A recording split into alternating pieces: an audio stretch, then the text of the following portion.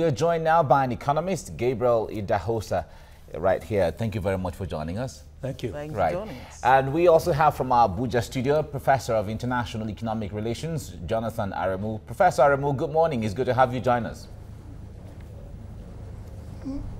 Good morning, thank you. All right, let's begin with Gabriel Idahosa right here. Lai Mohammed, the information minister, has said that the APC has done exceedingly well in different areas of the economy. But for you, I'd like to hear what stands out for you mostly as far as the economy is concerned in the last 2 years under this administration. Well, essentially, you are looking at lost opportunities. When the government came in, there was a groundswell of goodwill. They had like an open check to do anything that will get the economy going. But in the first 6 months, most of those opportunities were lost. We did not have any capital expenditure in those 6 months. It didn't matter whether they were ministers or not. We did not have capital expenditure. Very significant fiscal policies, like the removal of subsidy to kickstart the refineries, because you can't have refineries without removing the subsidies. We lost that opportunity. We lost the opportunity to kickstart power, because you cannot produce power and sell it less than the cost of producing it. So you needed to address the tariff. So there were certain basic economic decisions that could have been taken from day one, and that would kick the economy. And those decisions were not taken. So for 6 months, the economy was just like really in coma. All we're doing were paying salaries and not really doing anything. Paying salaries to an extent, because a lot of states are still owing salaries. Yes. So that's really the story of the first 6 months. So in the 1.5 years, they now realize that you've lost a lot of traction. We now needed to start to move. Then, of course, movement started. The reforms, the significant decisions, even in the oil industry, getting out of joint venture calls that opened the oil industry.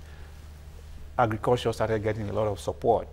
So what you are really looking at is 1.5 years of significant work as far as the economy is concerned. They were busy in other aspects like corruption and security, but the economy was really not doing much for the first 6 months. Okay. So let's see if we can reconnect with Professor Jonathan Aremu as a professor of international economic relations. And of course, Mike was trying to ask a question I was earlier. asking, can you confirm that you can hear me now, Professor Aremu?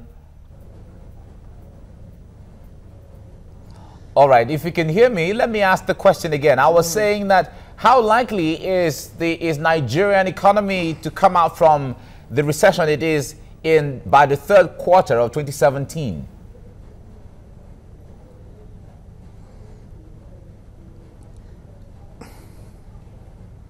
Right, but we can hear him very clearly. Unfortunately, we really cannot. I guess we can, direct that question to Gabriel Idahosa here, right here in the studio. Let me recraft it, differently. In spite of the weak economic indicators in the last 2 years, experts foresee positive growth in the next 2 years. Are there any signs to show really that that's likely to happen? Well, certainly we have seen signs of growth. You look at agriculture has started to do very well. The ICT, information and communication technology, has started to do very well. The entertainment industry has always had its own traction and has kind of defied all the odds and continues to pick itself up and do well. So you have those pockets of the economy that are doing well.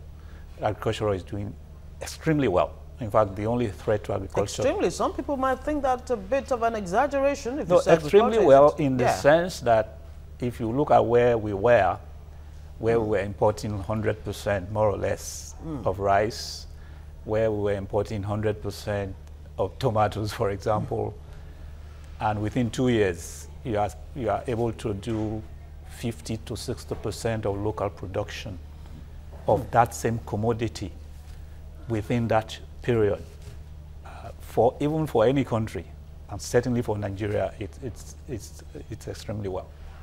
And that's where the question now comes. Are we moving out of recession? If you take things that you can see, for example, rice and some other food products, at some point we were paying 22 to 23 a bag, a 50-kilogram bag of rice. Yeah, we are coming down to 17, 16, and almost certainly, unless there is some really big event, we are going to see that improving regularly, because across the country there's so much investment going into that. And what you say for rice is also going for sugar, is going for wheat. So in terms of agriculture, there's so much investment going on, really. If you track the activity in the economy carefully, you know, every state, there's a lot of investment in agriculture. So that's doing very well. ICT, the sheer energy of young people, is growing that sector of the economy. And we are getting confirmation from the big corporations around the world, from the Facebooks of this world to Oracle to Microsoft, Google. They can see it happening. And you can see a lot of investment coming into our ICT hubs, whether it is Yaba, Ibadan, Nsukka, Abuja. So this is happening. So there are those pockets of the economy that are growing, and that is why we are talking of getting out of recession. We are getting some help from the oil market, the fact that the price has stabilized at about $50 per barrel. Yes. And because of the agreement between the OPEC and the non-OPEC countries, we are sure that will happen for the next 12 to 15 months. So we have that base to support us.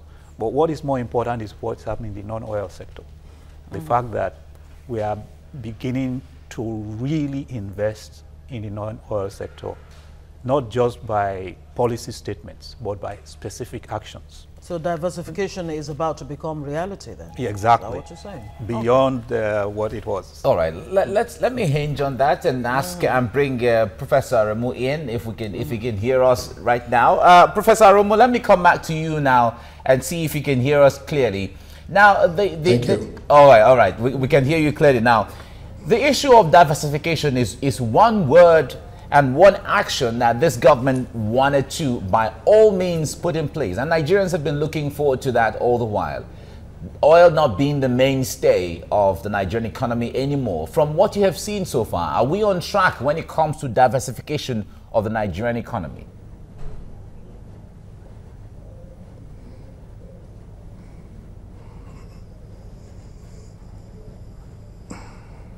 Professor Aremu, can you hear us? Well, thank you. I can hear just a little bit. The beginning of your question was clear, but the end of it not very clear. Okay. What I will say is that with the statistics facing the governor of Central Bank, well, you can see a very good prophecy that the economy will soon come out of recession. Why that is okay from those statistics, I think a lot needs to be done with respect to restructuring of the economy. Because quite a lot of the statistics emanate from the fact that we are having increasing reserves. Naira is becoming stronger. Everything is more or less pointing in a unidirectional way towards the better pricing of oil. I don't think that is the target of a growing back Nigerian economy. The target is to get a very good restructure, but at the same time, let me appreciate this government, because the three main issues which they are tackling, the issue of corruption, the issue of security, and that of economy, they are foundation things, particularly security and corruption. Without security, the economy can do nothing. The economic activity will move very close to zero. Look at what happened in the Northeast. Nothing can be done. And if that kind of issues, because it's affected Abuja, in which the Boko Haram equally bomb Abuja, and some areas very close to Abuja, whatever prophecy about the economy, when there is no security, cannot work. Therefore, greater effort should actually be put in sustaining increasing security, not only the Boko Haram, but in other areas of Nigerian economy where we are witnessing all these issues. Secondly, on the issue of corruption, I think, they need to actually work on that faster because the health of an economy depends upon whether the finances and the little money we have, they are going to good productive sectors. But in a situation in which quite a lot of these opportunities still go to private hand, I don't think we can come out of it. So Nigeria can come out of recession, good, but at the same time, we need to ensure that other areas of economy where there are leakages have to be looked into very well. That issue of corruption, the fight should continue. Okay, they shouldn't be let at all, whether it is high profile or low profile. You talked about some kind of restructuring in the economy. I wonder what kind of restructuring you'd like to see in the economy going forward to not only pull Nigeria out of recession, but to balance the economy.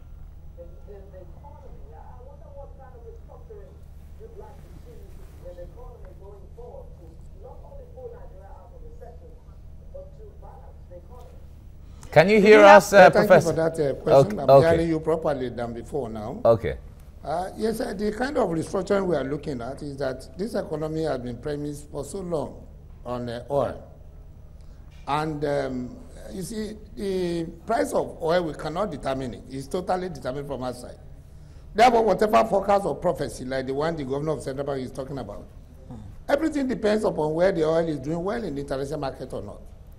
And that is why I said that we need to restructure the economy in a way in which we'll be able to really know that even if the oil misbehave in terms of its pricing in the international market, our economy will not be terribly affected. But when we now put everything on oil, and then we say economy will come out of recession, everything will be okay. Well, it's a good wish, but we are not in control of that. So a restructuring which I'm looking at is looking at outside the oil environment and then making sure that other sectors of the economy, the non-oil sector, the manufacturing, the agricultural sector, which a lot of investments is being put, all of this one are actually moving towards being developed in the economy. That is the kind of thing I'm looking at. All right, let's come to the studio, Mr. Idahosa. The issue there is when you see the budget for 2016 and compared to the one this year that has just been passed by the National Assembly, a lot of people have said that the performance of 2016 budget, it didn't get to anywhere that will make Nigeria, that will stimulate the kind of growth that we'd like to see. Yes, about 40% performance rate. Well, that's the legacy of how the first 6 months of this administration really started. First budget came very late, second budget came very late, and so first the budgets don't come on time, second you have less time to implement the budget, and third the speed at which you implement the budget is always questioned. You find the first capital expenditure releases come maybe at the middle of the year, so you are actually running the budget for 1 year in about 6 months most of the time. And so that's why we don't get to achieve anything close to even 60% of implementation. So it's just how the budget the budgeting process runs. Usually you want to get the budget passed before the 1st of January so that you can start implementation. But if you pass the budget in May or June, and it's the budget for 2017, and it's passed in May, 5 months gone. So it's a vicious cycle that seems to continue. And how do we break out of it? The CBN's aggressive interventions by pumping forex into the economy. A lot of people have been questioning the sustainability of that. And the point is, should it continue, especially now that it looks like the oil prices remain somewhat stable, $51 per barrel? Is it something that we should continue or not? Well, so long as we ensure that the rate at which we are pumping into foreign currency into the economy still keeps our foreign reserves in fairly good shape. The central bank now tries to ensure that the foreign reserves still remain slightly above 30 billion or thereabouts, which is enough for far more than 9 to 11 months imports. So long as we have that level of reserve, then of course you have to utilize your foreign currency, because you have to reflate the economy anyway. If you want the factories, instead of wanting to remain around $30 billion dollars for foreign reserves, shouldn't we be looking at actually shoring it up to way more than that? It used to be 65 at some point. Yes, but the point has always been made is that if you are hungry and you are keeping all your money in the bank, so you may just die and the money will remain there. Exactly, that's a big question. Let me hinge on that to Professor Aremu. Now, Professor Aremu, let me come to you on this. They've talked about the issue of our foreign reserve increasing and sovereign wealth fund also having some money to throw in there for the rainy day and so on. But we are not seeing real investment in infrastructure. What is really made to stimulate the economy? We're not seeing it, and we're trying to put emphasis on savings and savings and saving. Excess crude account, for instance. How ironical is that when it comes to economic growth?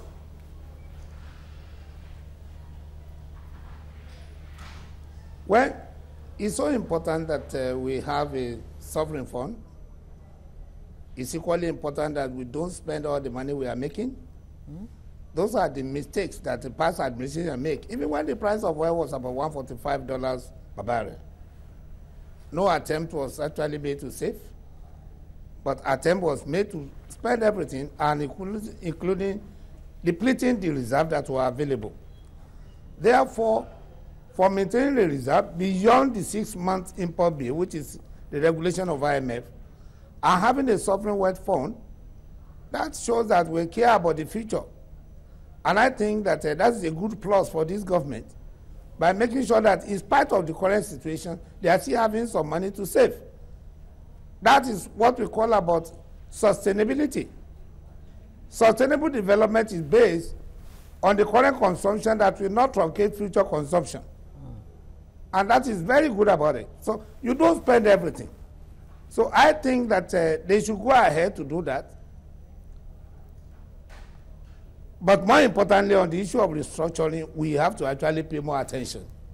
Because I don't agree that everything we wanted to do must be premised on oil. Up to now, it's still so. And then back to the issue of budgeting, which the other man was talking about. There is no need for delay in the budget being passed. The month will not be more than 12 months. The month in the year is usually 12. If you discover you need more months, then start early. But the situation in which the National Assembly themselves who have to look at this budget, we abandon the work which they have to do and then be going to the courts all the time. I don't see, it's not reasonable to me.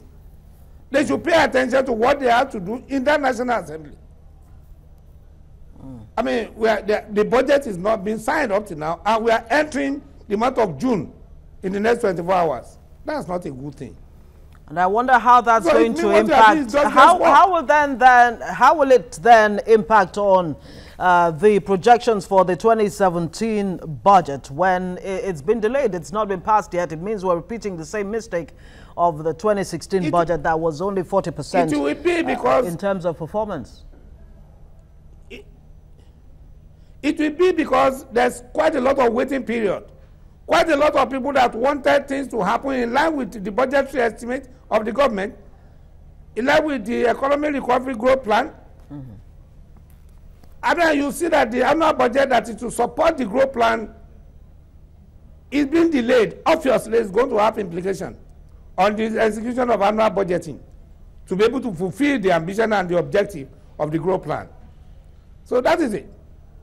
So I think that we need to sit up. There's no need of delaying. End of December, the budget must be completed. If you have to start early, start early. That's all. Yes. All right, thank you, Professor. The issue of just spending on estimates is wrong.